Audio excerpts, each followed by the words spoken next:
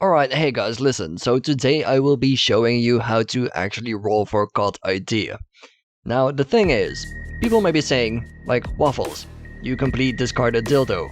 Isn't rolling for cult ID nothing more than just sort of typing in some letters and then hoping the randomizer will just do the rest? And I am here to tell you guys that no, that is indeed not the case. No, the interesting thing is, rolling for cult ID is actually a very secret and very dangerous technique that has been passed down through the ages, from one cult ID get to another. Now, if you actually want to get the cult ID, you have to do quite a bit of work. It takes like a mix of very advanced hacker skills and a bit of finesse just to get everything going. For starters, let's have a look. Obviously, when you roll for cult ID, you're sitting in Discord, so the Discord bot is usually commanded through JavaScript. The first thing you gotta do is actually figure out what the JavaScript random function actually does.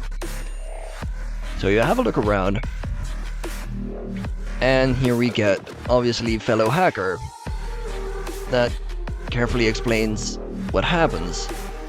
And he managed to tell us that the algorithm used is actually XOR shift 128 plus, which you can then find out how it works.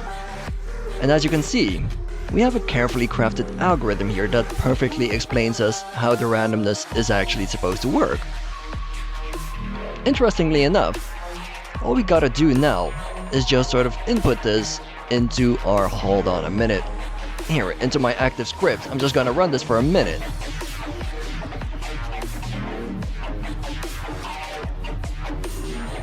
There we go. It's working its magic. Just give it a second.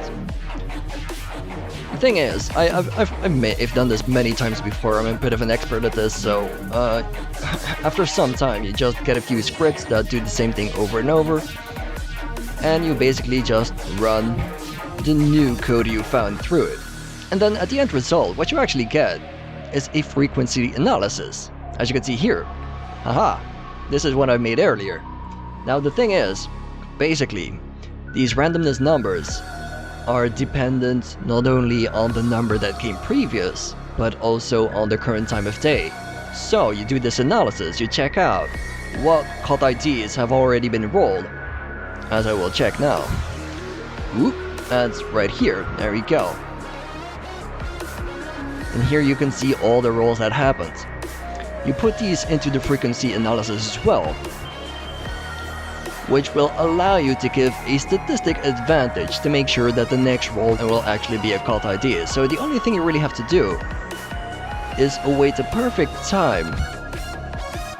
And if I'm not mistaken, by the time I finish this video, all I pretty much gotta do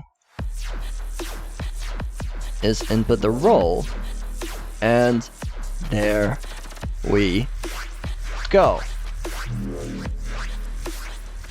Damn it!